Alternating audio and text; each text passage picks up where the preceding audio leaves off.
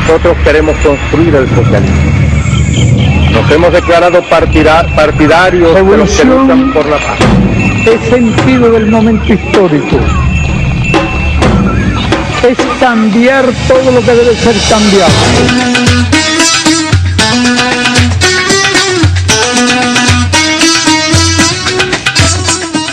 Saludos camaradas, usuarios y usuarias a su programa Escuela de Cuadros. Bienvenidos a otra jornada más de discusión y de debate político. El día de hoy, estaremos desarrollando nuestro programa número 132, el cual, estaremos desarrollando en base al texto de la reforma universitaria desarrollado en 1918. Para eso, está aquí la compañera Cira Pascual, la compañera Ireri San Vicente, mi persona Carlos Rodríguez, y el compañero Oliver Rivas, que nos estará, introduciendo en este tema para ir profundizando progresivamente en el tema. Entonces, le vamos a dar de inmediato el derecho de palabra del compañero para que comience su intervención. Bueno, sí, gracias por la invitación nuevamente, compañeros, compañeras, a este programa Escuela de Cuadros tan importante para la formación integral de los venezolanos y venezolanas y hermanos latinoamericanos y latinoamericanas. El tema de hoy que nos llama, que nos convoca, es justamente la reforma universitaria de Córdoba en 1918 y en particular el análisis del texto del Manifiesto Liminar de Córdoba. Nos parece bien interesante, como comentábamos previamente, por la vigencia que tiene un texto como este, aún en el transcurso de casi 100 años aproximadamente, desde su mención, desde su evocación, pero viendo como muchos de los temas que trata la Federación Universitaria de Córdoba, que tratan los estudiantes de Córdoba en 1918, de Córdoba, Argentina, aún se mantienen plenamente vigentes. Por supuesto, hay mucho que decir sobre este manifiesto y además el momento histórico desde el cual se enuncia la proclama por la reforma universitaria de la Universidad de Córdoba en Argentina, pero vale comentar por lo menos algunas cosas bien interesantes. Una, por supuesto, sobre la ciudad de Córdoba, desde su fundación por la Compañía de Jesús, que por supuesto era un movimiento monástico y monárquico importante, y que la Universidad de Córdoba justamente fue un centro de formación de los propios clérigos de la Compañía de Jesús, desde la fundación de 1613. Eso, de una manera evidente, va condicionando las estructuras y la cultura y el espíritu de la misma universidad y de muchas de las instituciones. También decir que por supuesto había una mentalidad bastante colonial, no solo en Córdoba, sino en Argentina en ese momento, y en particular muchos de los elementos que fueron desplazados por todo el desarrollo histórico del continente y el proceso independentista, fueron justamente a refugiarse de alguna manera en la Universidad de Córdoba. Y que por supuesto fue, como han sido muchas universidades en procesos de cambio social, de salto histórico en muchos momentos, un bastión de buena parte de los elementos reaccionarios de Argentina y en particular de Córdoba. Entonces, por supuesto, el contexto histórico en el que se plantea esta proclama y un llamado rotundo y profundamente sentido que luego estudiaremos y discutiremos de manera más profunda en el texto del Manifiesto Liminar de Córdoba, es un momento donde hay un sentimiento evidente de necesidad de cambio de las estructuras universitarias para abrirle paso a una nueva sociedad, para abrirle paso a una sociedad mucho más moderna, mucho más avanzada en términos de ejercicios de derechos fundamentales, quizás de derechos que se plantean hoy desde un orden que ya tiene cierto atraso, desde el orden liberal, pero que en su momento fue profundamente revolucionario, porque justamente estaba combatiendo contra la mentalidad colonial heredada, que aún no terminaba de despojarse, que aún no terminaba de expulsarse del continente. Por supuesto, reivindicar el proceso de reforma universitaria, básicamente con unos fines concretos como la modernización científica o el ingreso de la ciencia entendida como búsqueda de la verdad, en función de resolver problemas fundamentales de la humanidad en esa universidad que, como decía anteriormente, hasta hace poco tiempo había servido como refugio de los clérigos de Córdoba, Argentina, de la compañía citada. Lo otro, por supuesto, el establecimiento de un órgano de cogobierno o de un régimen de cogobierno, es decir, de un gobierno compartido, de un gobierno conjunto entre dos sectores fundamentales que justifica, que le dan sentido a la universidad como institución educativa en cualquier régimen y tiempo histórico. Los profesores y los estudiantes. Y en este caso, por supuesto, desde esa herencia colonial, como bien vivimos en otros países que fueron colonizados, en donde se instaló la universidad como una instancia de formación de las élites gobernantes en función del coloniaje, de herederas del coloniaje,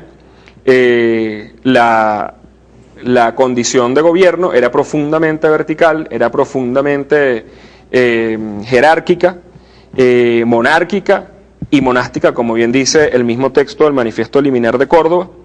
Era un gobierno ejercido fundamentalmente por una élite profesoral, por una casta profesoral, y un llamado a el ejercicio de la autonomía universitaria, sobre lo cual hablaremos en un momento. Oliver, creo que también es interesante en cuanto al contexto, 1918, un año después de la Revolución Rusa, de la Revolución Soviética, es un momento de revoluciones y de movimientos insurreccionales tanto en Europa y también en América Latina. Es importante porque aunque el Manifiesto de Córdoba llama a una reforma o una reforma radical en el contexto universitario, el lenguaje va más allá, ¿no? Es un lenguaje que, por ejemplo, entre otras cosas, llama al derecho sagrado a la insurrección.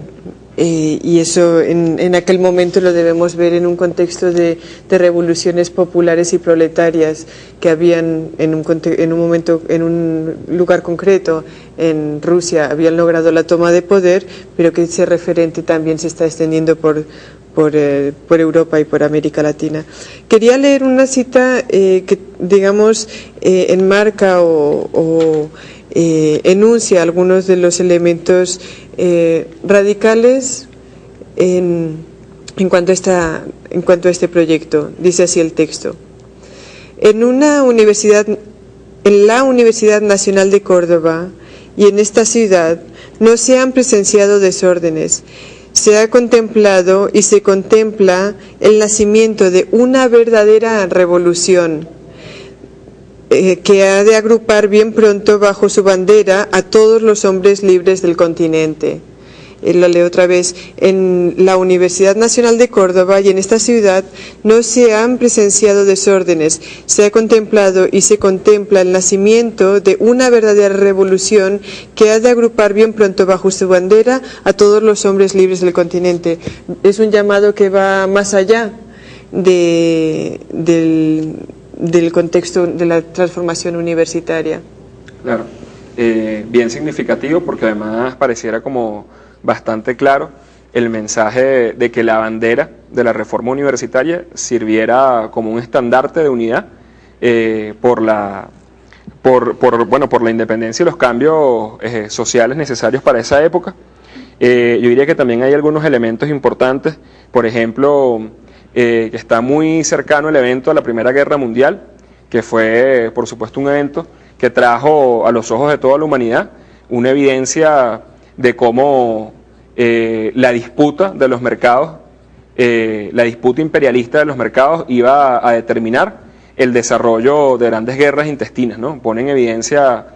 quizás por primera vez, el carácter profundamente confrontador y conflictivo del capitalismo a nivel mundial. Y por supuesto, la Revolución Soviética de 1917, como bien comentaba Cira, es un evento importantísimo que permite situar la posibilidad real de que mediante una revolución, mediante la toma del poder de las clases explotadas, de las clases menos privilegiadas, de las clases que anhelan un cambio, pudiera establecerse un nuevo tipo de sociedad, un nuevo régimen. Y por supuesto, el establecimiento de un gobierno radical en Argentina a partir de 1916,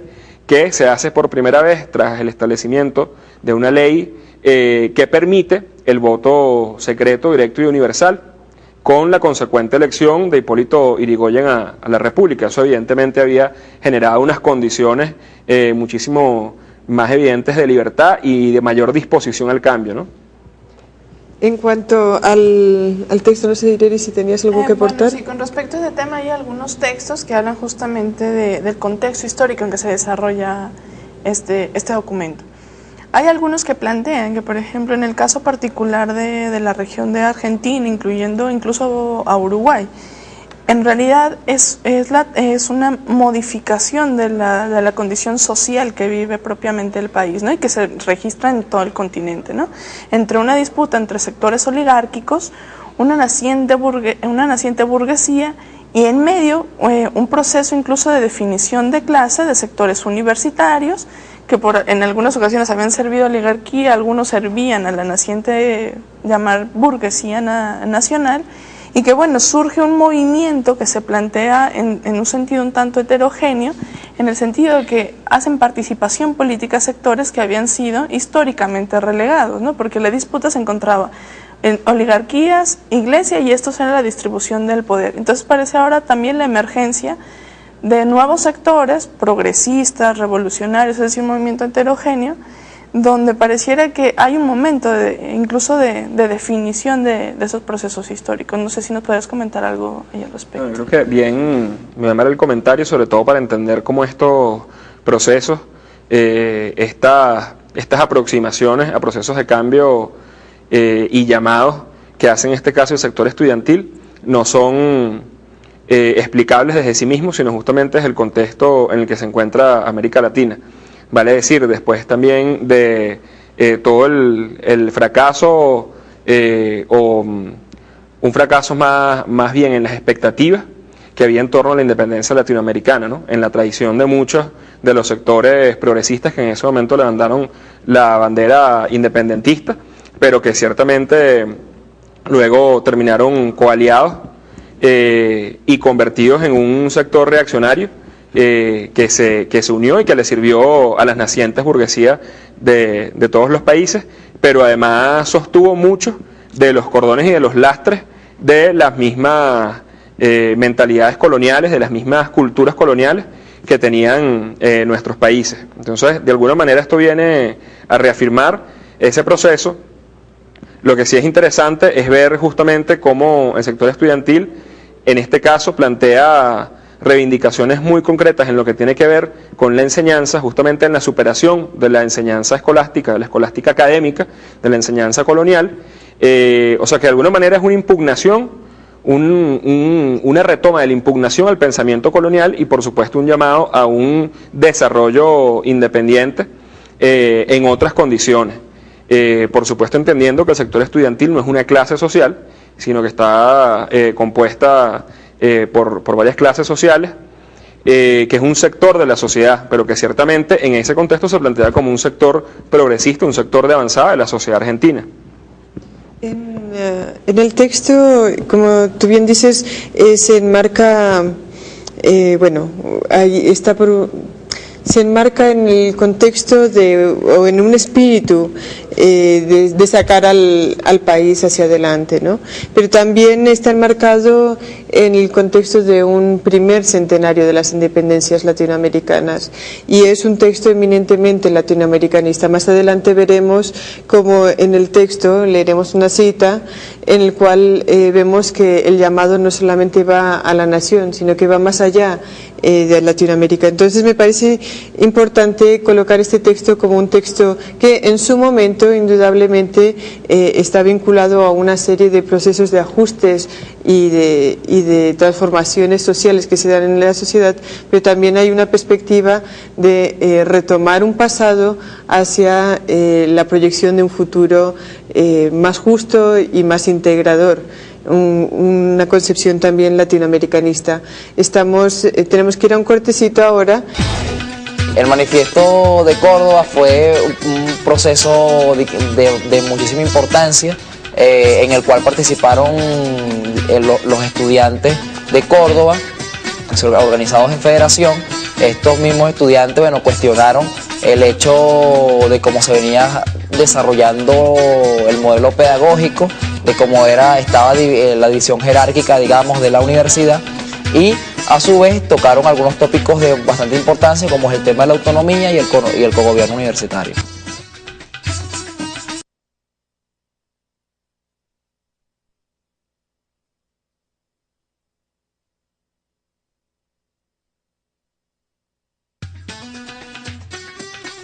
El movimiento estudiantil de Córdoba de 1918 estuvo muy influenciado por lo que se denomina el arielismo.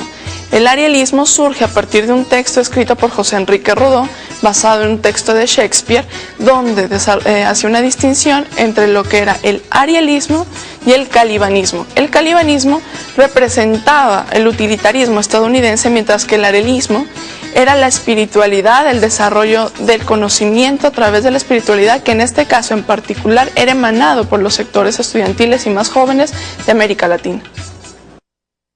Estamos de vuelta con su programa Escuela de Cuadros. Estamos trabajando el Manifiesto de Córdoba, la reforma universitaria de 1918. Un poco, bueno, hay una intervención en ese sentido que yo quería hacer con respecto al texto, que tiene que ver con el cuestionamiento que se desarrolla en el texto, todo el tema del modelo educativo, el sistema, el método que se está implementando en ese momento, incluso la institución como tal, pues la institución de la universidad. Incluso hay algunas aseveraciones que se desarrollan aquí, en el cual plantea, bueno, que la universidad era el reflejo de una sociedad decadente, pues, ¿no? En ese sentido también existe el cuestionamiento a la autoridad. Ellos llaman, el que me gustaría que profundizaras ahí también, el tema del derecho divino, digamos, ¿no? El derecho divino del profesorado, me gustaría que profundizaras un poco ahí. Y el hecho de la pedagogía, que para eso hay una cita aquí que me gustaría que pudiéramos ahondar en este sentido. Dice así: la autoridad en un hogar de estudiantes no se ejercita mandando, sino sugiriendo y amando, enseñando. Si no existe una vinculación espiritual entre el que enseña y el que aprende, toda enseñanza es hostil y por consiguiente infecunda. En principio, o sea, creo que hay una relación directa entre los métodos de enseñanza, la cultura educativa o la estructura educativa, por supuesto, la realidad social, el modo de producción, que creo que no se puede desligar. Ahora, en términos generales podemos decir que ningún modelo de sociedad, ninguna sociedad establecida sobre la división en clases sociales ha podido construir un método de enseñanza que no sea profundamente jerárquico, profundamente autoritario, profundamente memorístico en algunos casos, y por supuesto que cosifique al sujeto que es el educando, ¿no? Entonces, de alguna manera, lo que está reclamando la reforma de Córdoba no es algo distinto a lo que se está reclamando aún en estos días en buena parte de los países del mundo, que es un cambio profundo de la estructura universitaria en función de ajustarse o de impulsar una sociedad distinta. Y digo eso porque del paso del medioevo y del feudalismo al capitalismo, y su reflejo por supuesto en los países coloniales como el nuestro, como Argentina, como los países latinoamericanos, no hubo realmente un cambio radical en el modelo educativo. Lo que hubo fue ajustes en función de la modernización y del impulso desarrollista del capitalismo dependiente en nuestros países. Digo eso porque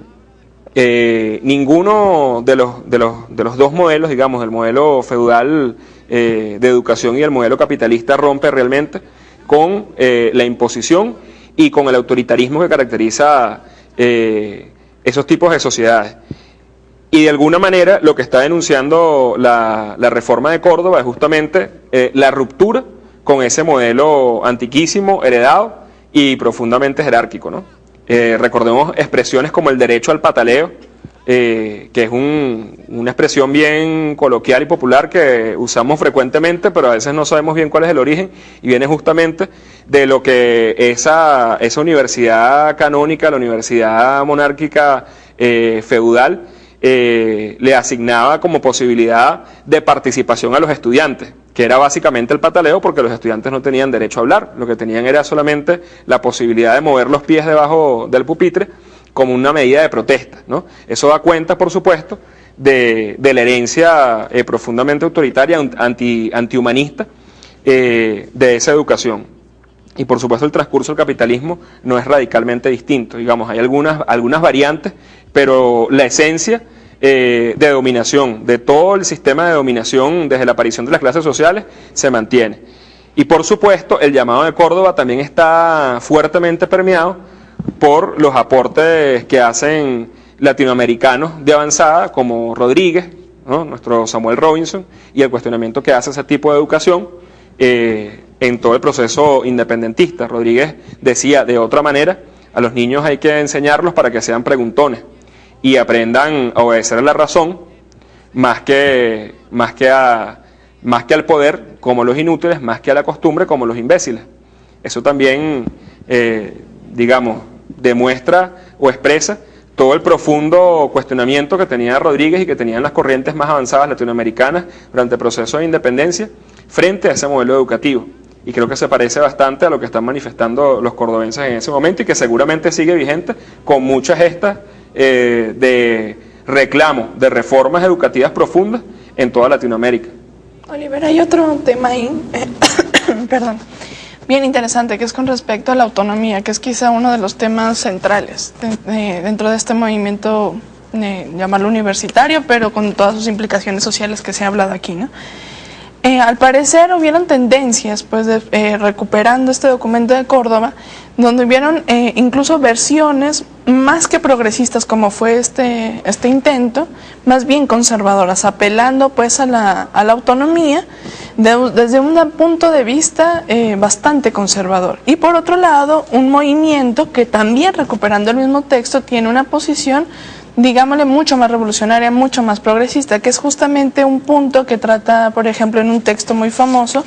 del Che Guevara, que se llama Reforma Universitaria y Revolución, donde plantea el término de la autonomía, y que es algo bien vigente y que, bueno, el proceso bolivariano lo ha vivido, lo ha padecido, estas como dos vertientes de interpretación de la autonomía. No sé si nos podrías dar ahí un aporte, que me parece que el documento de Córdoba es como el referente para un lado y para el otro. ¿Cómo se puede entender ese proceso? No, además bien pertinente, porque es un debate que ha estado presente en nuestro país en los últimos años y creo que ha tenido justamente una evidencia de esas dos corrientes, esas dos tendencias.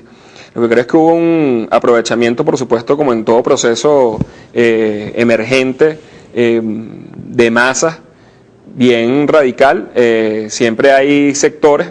que, digamos, forman parte de una participación bastante amplia de la población y de los sectores revolucionarios, si es el caso, en esos procesos. Y en este caso, pues por supuesto, es muy probable que en medio de la emergencia del capitalismo dependiente en nuestros países, hubiese también un aprovechamiento de la bandera de la autonomía de Córdoba, que era una bandera, fíjense que los autonomistas de Córdoba reclaman la intervención, o por lo menos la atención del gobierno frente a la situación que estaban denunciando en esa universidad, en la Universidad de Córdoba, como un gobierno elitista, minoritario, plutocrático, prácticamente, de parte de unos profesores que venían obedeciendo la bandera del coloniaje y al nepotismo, ¿no?, que están denunciando. Entonces no es una autonomía que desconozca a la sociedad ni que desconozca al Estado.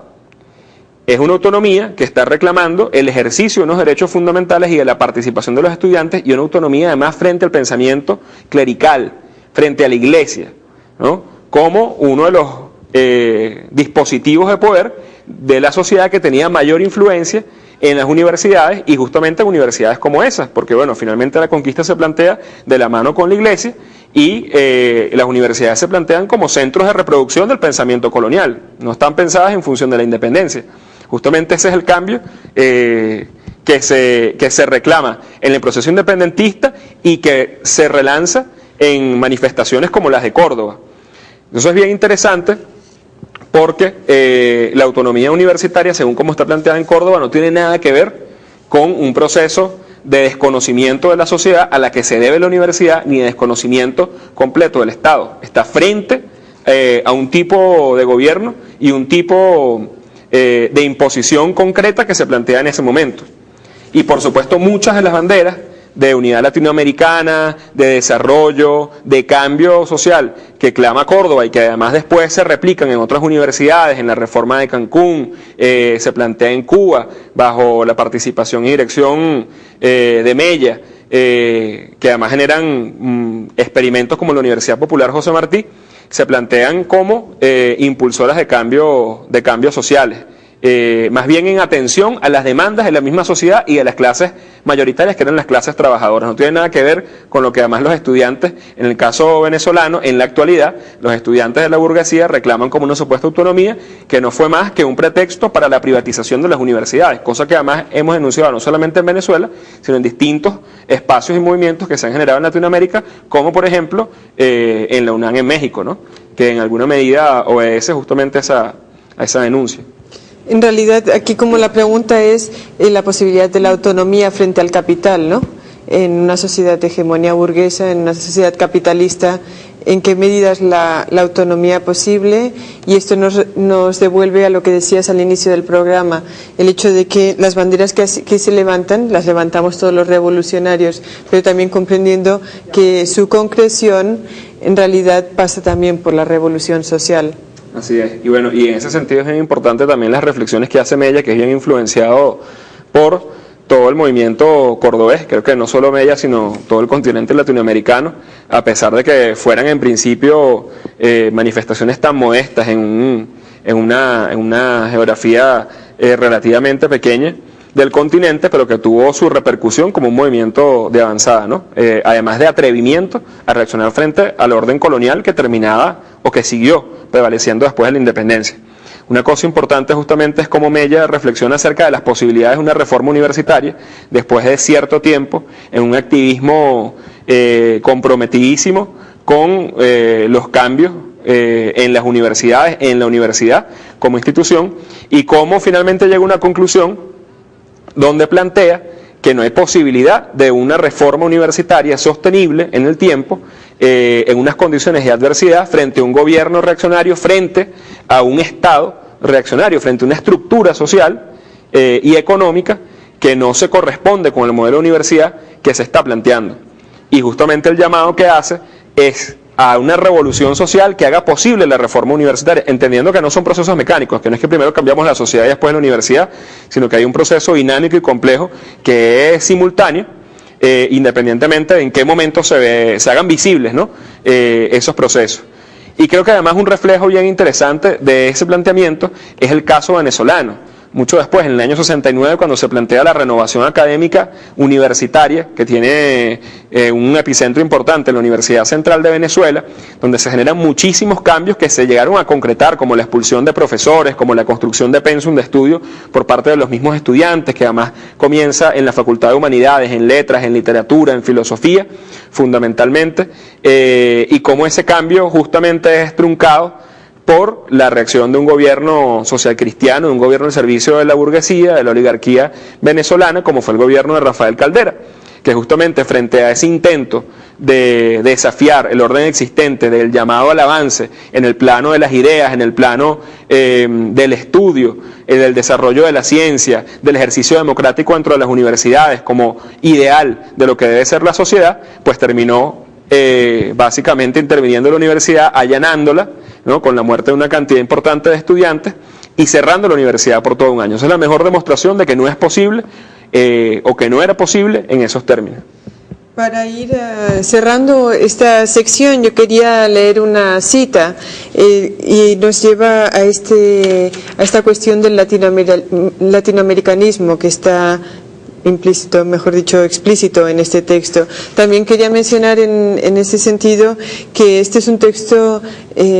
muy avanzado para su momento, ¿no? Vemos en el 18 una revolución que además se extiende por América, un movimiento o incipiente revolucionario que se extiende en las universidades latinoamericanas. No fue una revolución como tal, pero hay elementos revolucionarios allí. Esto es el 18, 50 años después, en el 68, es el momento de los grandes levantamientos estudiantiles en Europa. Entonces aquí vemos como en nuestro continente hay una vanguardia estudiantil y que además los procesos de insurrección estudiantil el interés en la educación es algo que se mantiene, bueno, que viene desde el siglo XIX, como tú mencionabas, con Samuel Robinson, y que continúa en el XX y ahorita en el XXI, donde también vemos muchos levantamientos estudiantiles, concretamente hoy día los más avanzados en Colombia y en Chile. Dice así el texto, y así es como termina el texto en su llamado al proyecto de integración.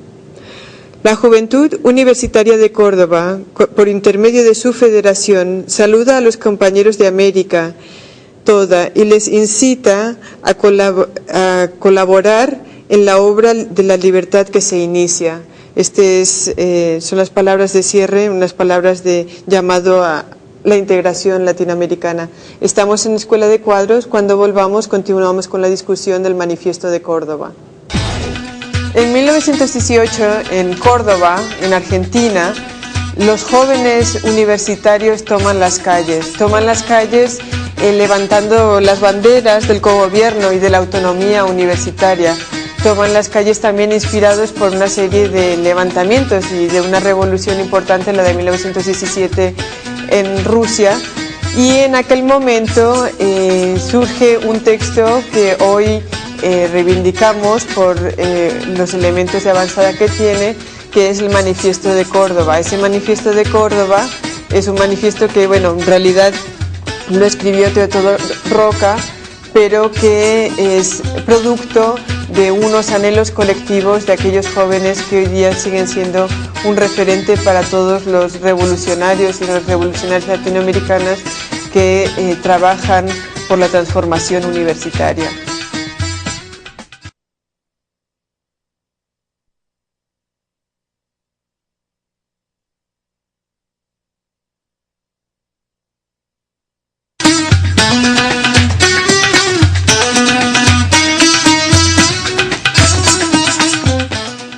Compañeros, una vez, nos encontramos en nuestro último bloque. Estamos hoy discutiendo la reforma universitaria, en particular el Manifiesto de Córdoba de 1918, de Teodoro Roca. Y en el bloque anterior hablábamos justamente del proceso latinoamericanista que termina de condensarse en este manifiesto de 1918. Y bueno, yo con respecto a esto tenía una especie de comentario que quizá pudiéramos ampliar, que es justamente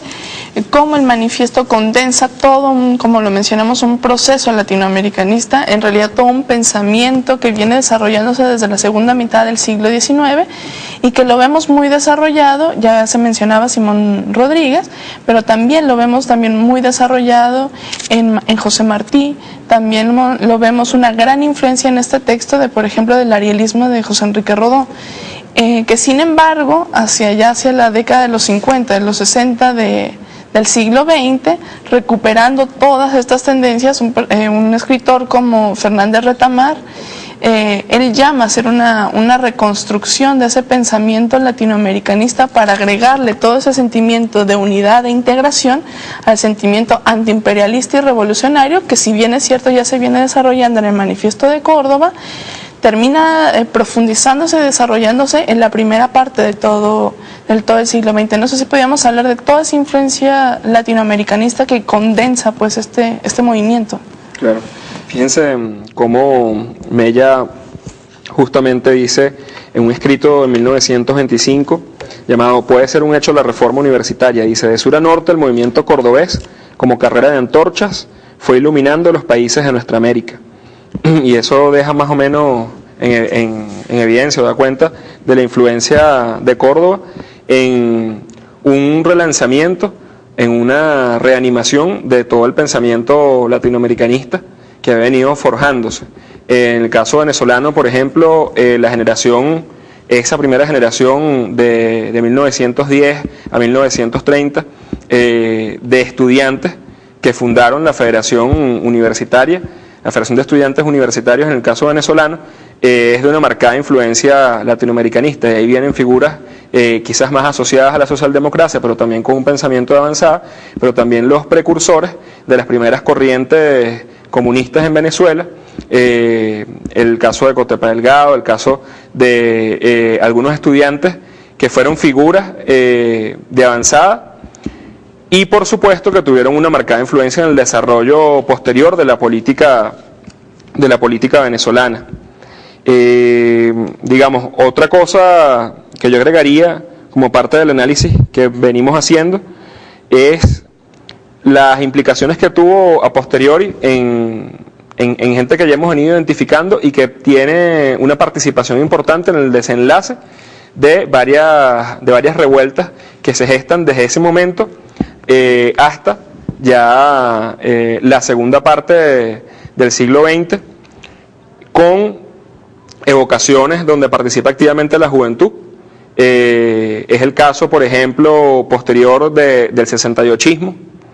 del mayo francés, de toda la influencia que tiene el mayo francés en el continente, de la juventud cubana que retoma las banderas latinoamericanas, martianas,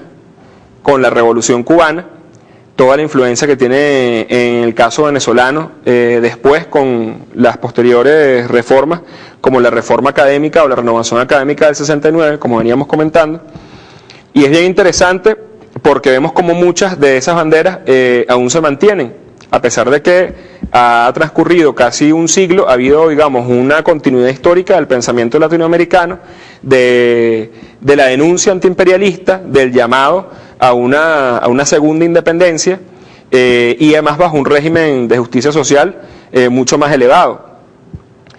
Y eso también, por supuesto, tiene una influencia muy marcada en las contradicciones que está viviendo Latinoamérica y que está viviendo Venezuela en este momento. No es otra cosa que lo que de alguna manera reclaman los estudiantes en Chile, por supuesto en otras condiciones, los estudiantes en Colombia, en otras condiciones, los estudiantes en Panamá, los estudiantes en Puerto Rico, además, donde hay un régimen colonial mucho más claro, siendo un Estado asociado, y en Venezuela, donde se han levantado de nuevo las banderas de transformación universitaria, cosas elementales, como por ejemplo la participación en el cogobierno, no solo de los estudiantes, sino además de una manera más profunda de los trabajadores y trabajadoras universitarios en la toma de decisiones en la universidad. Fíjense cómo, por ejemplo, la ley de universidades vigente en Venezuela, que es del 70, que viene tras una intervención, reconoce la participación de estudiantes y de docentes como parte de la comunidad universitaria. No así en igualdad de condiciones en el cogobierno universitario, pero deja por fuera la existencia de los trabajadores universitarios, porque justamente es una ley clasista que no reconoce la participación de los trabajadores en la universidad. Cómo esas banderas, después de que fue truncada la renovación, se mantienen hasta el día de hoy, con muchos eventos que por supuesto llaman a la transformación universitaria. Yo recuerdo el más reciente, antes del, digamos, de la promoción de un cambio en la legislación universitaria en el 2009 y 2010, fue una toma de la sala de sesiones del Consejo Universitario de la Universidad Central de Venezuela en el 2001, y básicamente estaba levantando justamente las mismas banderas que reclamaba Córdoba en su entonces. De hecho, hace una franca referencia al manifiesto de Córdoba, dentro de los manifiestos de ese levantamiento contra la autoridad universitaria. Participación en el cogobierno, modernización de la universidad y la entrada de la ciencia frente al pensamiento clerical, y por supuesto un cambio significativo en la participación democrática de los estudiantes y en el cambio de los métodos de enseñanza. Oliver, hay algo que es interesante en cuanto al siglo XX y XXI también, que es que a partir de este llamado del manifiesto de Córdoba, se extienden movimientos hacia la reforma y la transformación profunda en las universidades, pero también hay movimientos revolucionarios de toda la sociedad. Vemos que con la entrada del neoliberalismo esos movimientos de alguna manera ceden o mueren o pasan a un plano a un segundo plano en América Latina y también en otros lugares. Sin embargo, vemos en los últimos, podríamos decir, 5 o 10 años, pero concretamente en los últimos 2 años, donde tú mencionabas los estudiantes de Puerto Rico, ¿no?, que ahorita han estado recientemente levantados por el derecho a la educación universitaria, pero también hemos conocido más sobre los estudiantes chilenos y no tanto sobre los estudiantes colombianos, que han tenido una pelea muy fuerte en el último año y que en realidad tuvieron algunos avances en su lucha contra uno de los peores gobiernos latinoamericanos, o quizás el peor gobierno latinoamericano, el de Juan Manuel Santos. Entonces vemos como en este momento, en un momento de un segundo centenario, en 1918 un primer centenario de la independencia, 100 años después al segundo centenario de la independencia, también reivindicando a Bolívar, hay una serie de levantamientos estudiantiles. Allí, digamos, si pudieses analizar un poquito ese momento de sequía durante el neoliberalismo y la retoma en cuanto a los movimientos estudiantiles progresistas o revolucionarios hoy día. Sí. Digamos, no solo durante el neoliberalismo, incluso una década anterior, es decir, entre finales del 70 y comienzos del 90 hubo una especie de sequía de la participación activa de los estudiantes en los procesos de cambio.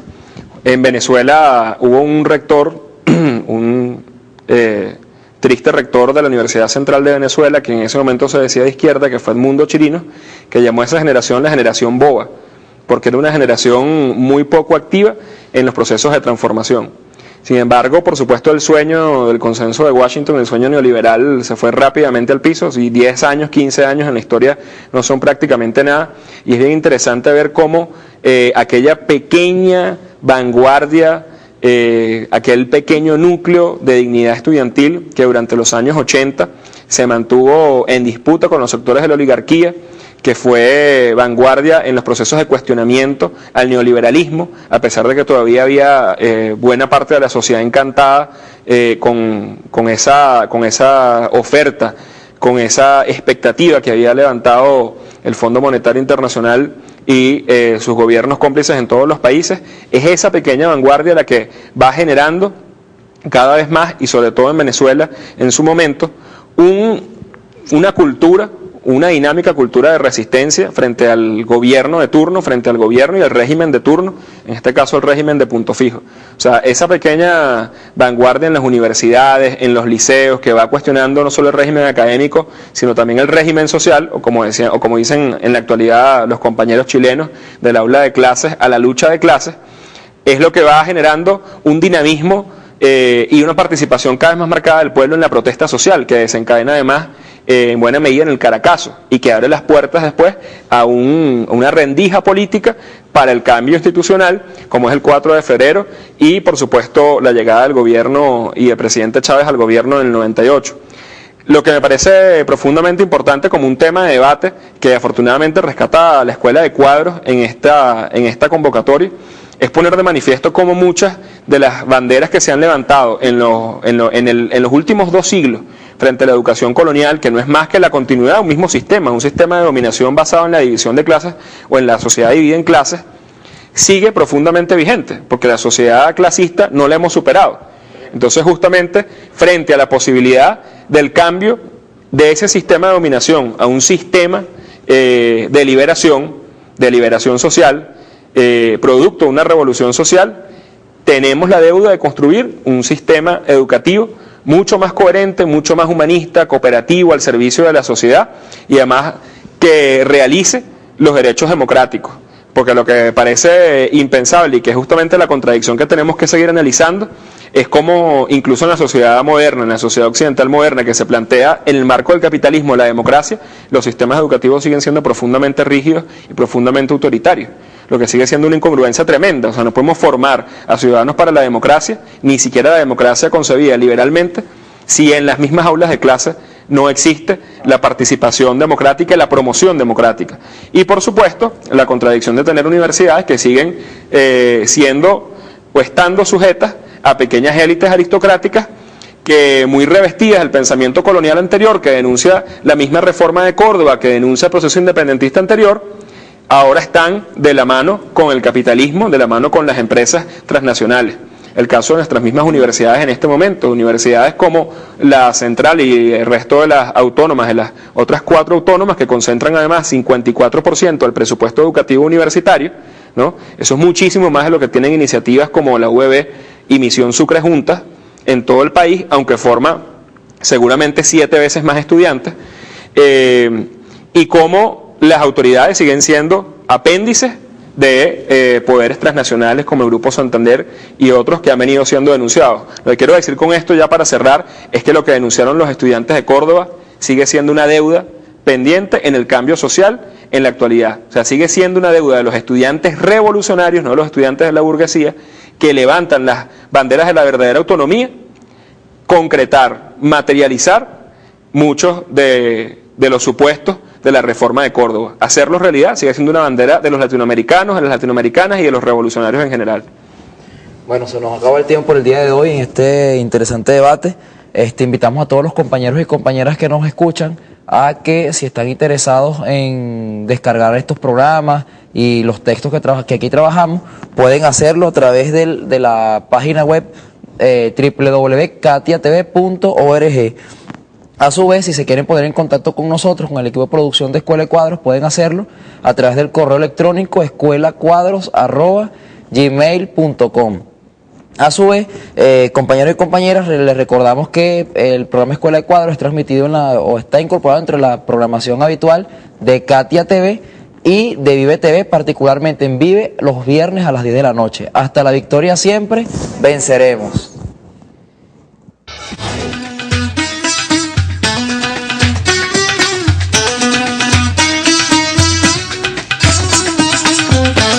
Profunda en el texto del Manifiesto Liminar de Córdoba. Es un momento donde hay un sentimiento evidente de necesidad de cambio de las estructuras universitarias para abrirle paso a una nueva sociedad, para abrirle paso a una sociedad mucho más moderna, mucho más avanzada en términos de ejercicios de derechos fundamentales, quizás de derechos que se plantean hoy desde un orden que ya tiene cierto atraso, desde el orden liberal, pero que en su momento fue profundamente revolucionario, porque justamente estaba combatiendo contra la mentalidad colonial heredada, que aún no terminaba de despojarse, que aún no terminaba de expulsarse del continente. Por supuesto, reivindicar el proceso de reforma universitaria, básicamente con unos fines concretos como la modernización científica o el ingreso de la ciencia entendida como búsqueda de la verdad, en función de resolver problemas fundamentales de la humanidad. Para ir profundizando progresivamente en el tema. Entonces, bueno, le vamos a dar de inmediato el derecho de palabra del compañero para que comience su intervención. Bueno, sí, gracias por la invitación nuevamente, compañeros, compañeras, a este programa Escuela de Cuadros tan importante para la formación integral de los venezolanos y venezolanas y hermanos latinoamericanos y latinoamericanas. El tema de hoy que nos llama, que nos convoca, es justamente la reforma universitaria de Córdoba en 1918 y en particular el análisis del texto del Manifiesto Liminar de Córdoba. Nos parece bien interesante, como comentábamos previamente, por la vigencia que tiene un texto como este, aún en el transcurso de casi 100 años aproximadamente, desde su mención, desde su evocación, pero viendo como muchos de los temas que trata la Federación Universitaria de Córdoba, que tratan los estudiantes de Córdoba en 1918, de Córdoba, Argentina, aún se mantienen plenamente vigentes. Por supuesto, hay mucho que decir sobre este manifiesto y además el momento histórico desde el cual se enuncia la proclama por la reforma universitaria de la Universidad de Córdoba en Argentina. Pero vale comentar por lo menos algunas cosas bien interesantes. Una, por supuesto, sobre la ciudad de Córdoba, desde su fundación, por la Compañía de Jesús,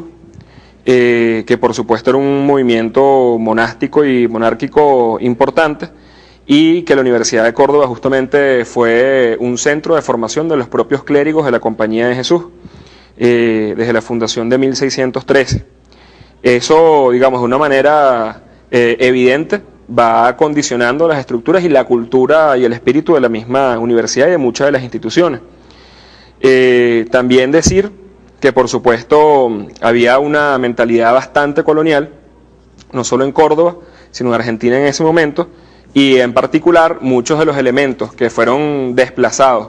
por todo el desarrollo histórico del continente y el proceso independentista fueron justamente a refugiarse de alguna manera en la Universidad de Córdoba, y que por supuesto fue, como han sido muchas universidades en procesos de cambio social, de salto histórico en muchos momentos, un bastión de buena parte de los elementos reaccionarios de Argentina y en particular de Córdoba. Entonces, por supuesto, el contexto histórico en el que se plantea esta proclama y un llamado rotundo y profundamente sentido que luego estudiaremos y discutiremos de manera más... Nosotros queremos construir el socialismo. Nos hemos declarado partidarios de los que luchan por la paz. Es sentido del momento histórico. Es cambiar todo lo que debe ser cambiado.